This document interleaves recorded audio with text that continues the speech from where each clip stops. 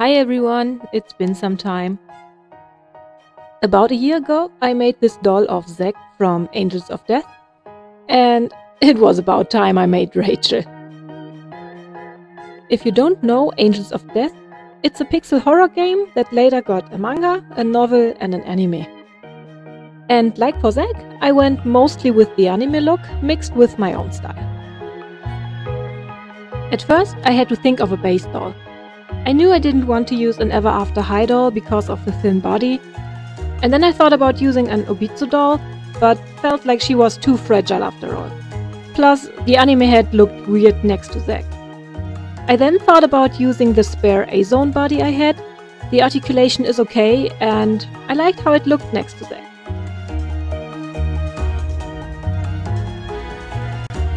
Now I only needed a head. So I got my head box, which is totally normal and not creepy at all, to see what I got there.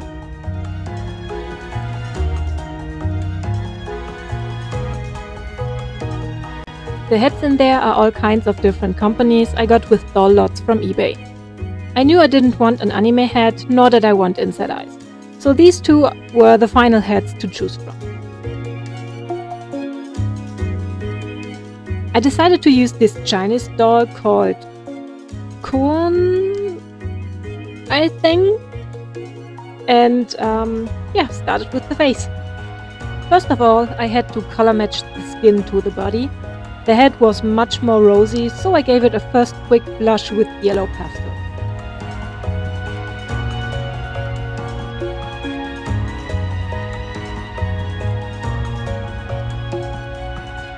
Then I started with lightly sketching in her eyes while looking at reference pictures on my phone.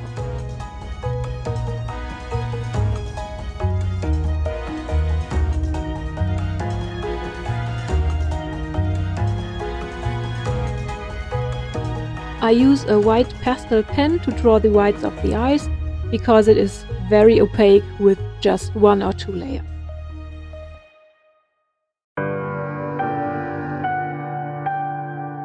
Giving this smiling face a neutral, even sad expression was one of the more challenging things in this video, but I think in the end I succeeded.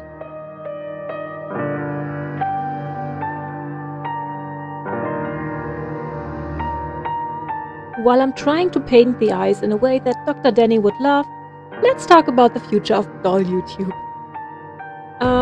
Probably every one of you has heard of the FTC and their lawsuit against YouTube by now. And you're all probably tired of it, just like me. So yeah, if my videos get flagged as content for kids, I won't be terribly affected because I don't earn money on YouTube. But it would still be a big bummer because, well, I would lose all my possibilities of interacting with people. No likes, no comments, etc. If that's gonna happen, I don't know if I'll go on making videos for YouTube because I'm gonna be honest here, I like making dolls and I like sharing my progress with people, but recording and editing aren't things I enjoy enough to just do it for, well, just myself. Without any feedback, I don't think I'll go on with this. I mean, me and my 2 videos per year. I don't know if I'll be missed that much, but okay.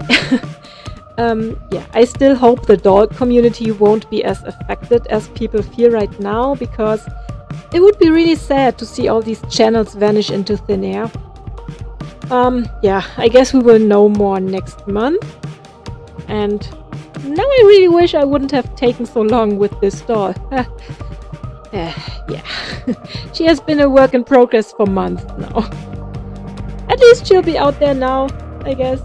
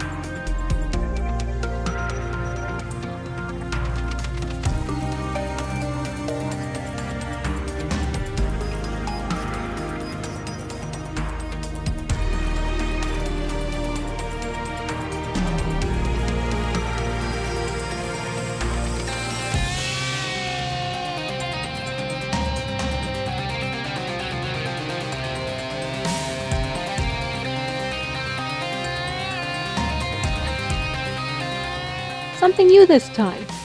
I tried drawing the eyebrows with a thin brush this time, and I'll admit it was a bit terrifying at first because I felt like I had much less control over it. But in the end, I was really happy and kinda impressed with the result. I definitely want to try this more from now.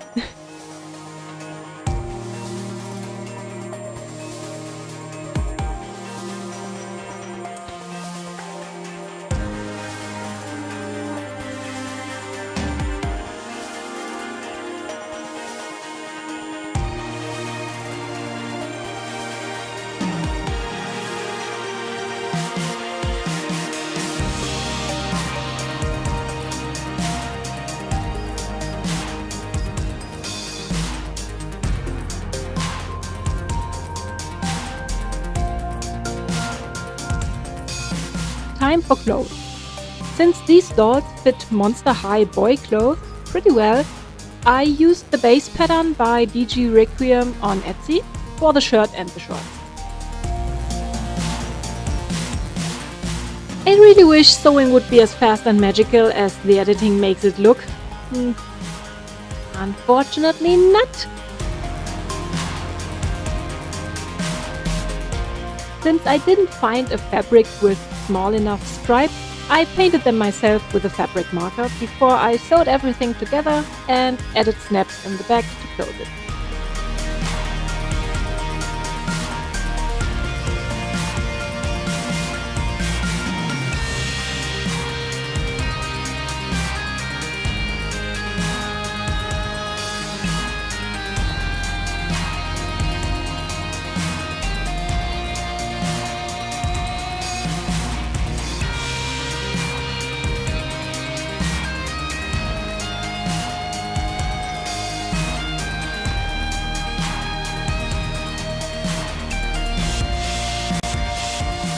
For her jacket, I used the pattern for Monster High Boy leather jacket, also by DG Requiem. Seriously, check out her patterns, they are great. The fabric was fraying a lot, so I had to secure all the seams. Did I mention that I hate sewing doll clothes with passion?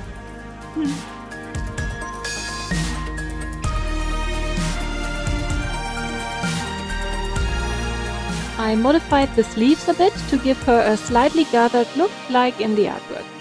I attached the shoulders off front and back, then attached the arms and sewed a line from the sleeve down to the bottom. After that, all that was left was her bag. I decided to use some white warbler again for this because, unlike fabric, it would keep the form nicely. And before anyone out there starts complaining about the doll community and discovering Warbler, don't. I've been using Warbler in my customs since 2016 and even before I used it in my cosplays, so yeah.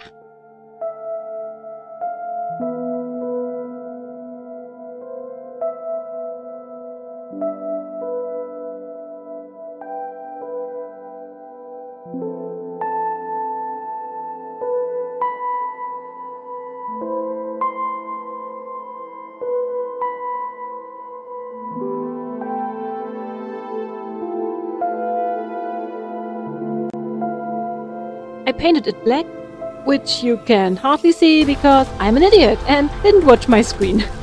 And then I attached some black ribbon to it. Time to assemble the doll. Her choker is just a piece of black satin ribbon that I glued around the pencil. And as you can see, I struggled quite a lot getting it on her neck.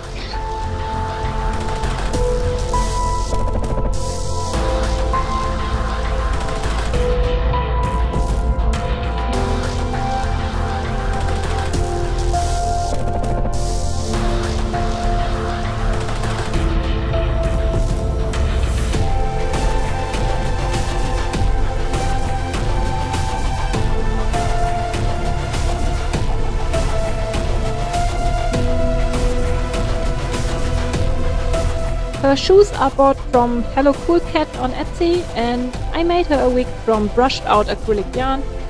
I didn't include this in my video because there's tons of tutorials out there and I can't really show anything new about that.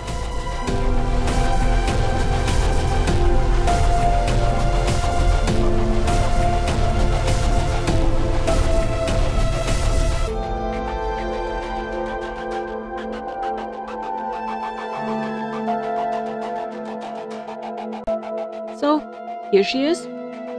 Was it worth waiting a year for her? I don't know, you tell me. I had fun making her, and hopefully we'll see each other again next year. Thanks for watching. Bye!